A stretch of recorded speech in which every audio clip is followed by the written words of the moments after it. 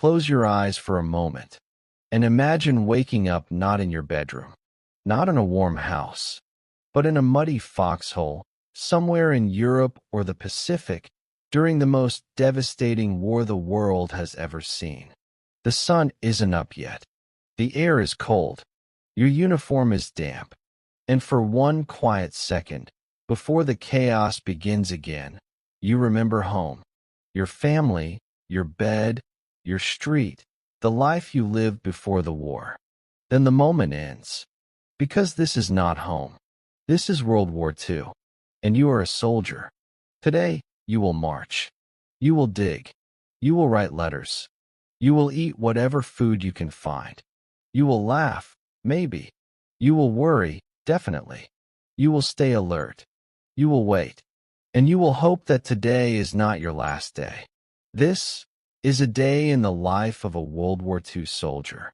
A day lived by millions of young men who fought, survived, and shaped the modern world. A World War II soldier did not wake up to an alarm clock.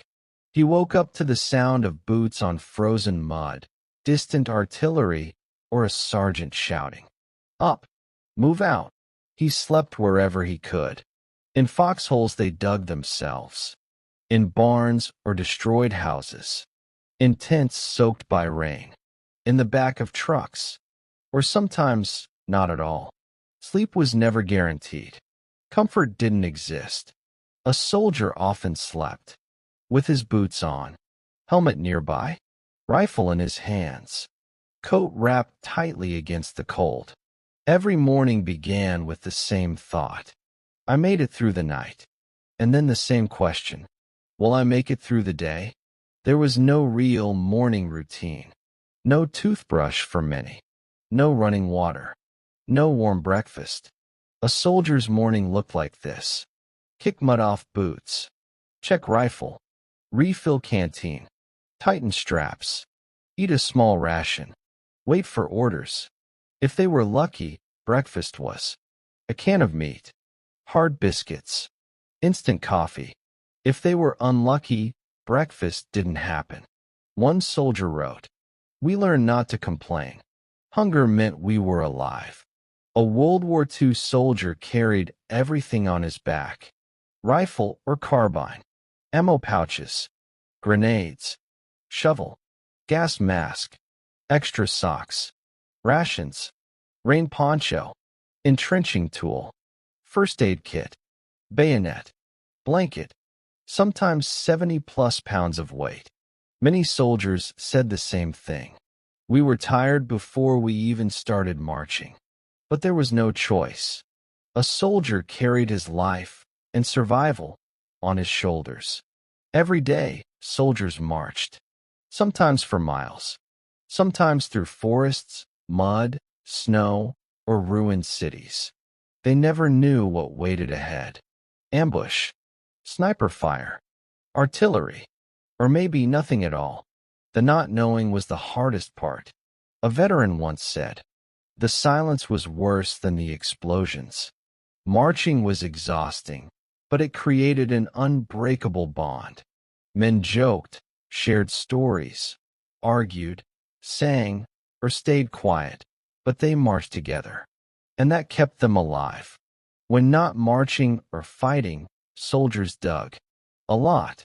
Foxholes, trenches, machine gun nests, protective pits, communication lines. A soldier always dug before resting, because resting without protection was too dangerous.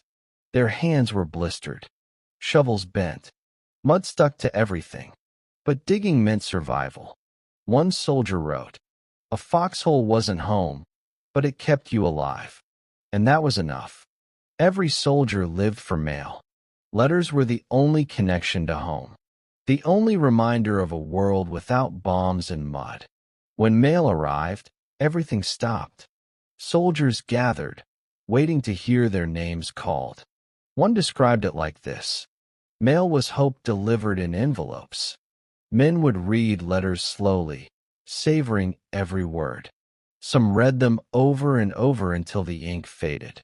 Writing letters was just as important. Soldiers wrote on scrap paper, ration boxes, their knees, helmets, anything flat. They wrote about food, weather, friends, jokes, nothing important, because they didn't want to worry their families. A soldier rarely wrote about fear, but every line contained it. Food was unpredictable. A soldier might eat C rations, canned meals, K rations, boxed meals, cold beans, stale bread, whatever they found. Sometimes nothing. Hot meals were rare.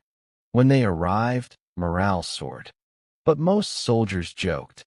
The enemy couldn't kill us. The rations tried first. Despite the jokes, malnutrition was common. Cold weather made it worse. A World War II soldier never forgot the hunger. A surprising truth about war. Most of a soldier's time was not combat. It was waiting. Waiting for orders. Waiting for trucks. Waiting for nightfall. Waiting for morning. Waiting for something to happen. This waiting brought fear, boredom, endless thoughts, uncertainty. Some soldiers played cards. Some cleaned their rifles. Some smoked. Some prayed. Some just stared into the distance. A soldier once said, "War is 90% boredom and 10% terror." That 10% changed everything. Combat in World War II was chaotic, loud, and unpredictable. Soldiers described deafening artillery, shaking ground, shouting officers, smoke everywhere, confusion, adrenaline, time slowing down. A soldier fought for minutes that felt like hours. He wasn't thinking of glory. He wasn't thinking of medals. He was thinking, stay alive. Keep the man next to you alive. That was the true bond of soldiers. Brothers linked by survival. Nights were brutal, cold, wet, silent, or sometimes full of explosions. Night was when fear was strongest. Every sound felt dangerous. Every shadow looked threatening. Soldiers took turns keeping watch. Some fell asleep sitting up. Some whispered quietly. Some cried, quietly enough so others wouldn't hear. A veteran recalled, "Night was when you missed home the most. But dawn always came. And with it, another day. At the end of each day, soldiers collapsed wherever they could. Foxholes, barns, forests, burnout buildings. Exhaustion was total, physical, emotional, mental. Some fell asleep mid-sentence. Some too tired to eat. Some too cold to rest. But before sleeping, they often had one final thought. If I wake up tomorrow, maybe this war will end soon. For millions, it did. For thousands, it didn't.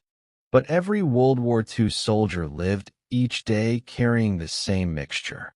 Fear, duty, brotherhood, exhaustion, and hope. Hope that the next sunrise would be in peace. A day in the life of a World War II soldier was more than mud, marches, and gunfire. It was a day lived by ordinary young men, farmers, clerks, students, mechanics, who were forced into an extraordinary situation. They didn't see themselves as heroes, but they were. Their courage shaped the world we live in today, and their daily struggles, small moments of survival, deserve to be remembered. This was their day. This was their reality. This was their sacrifice.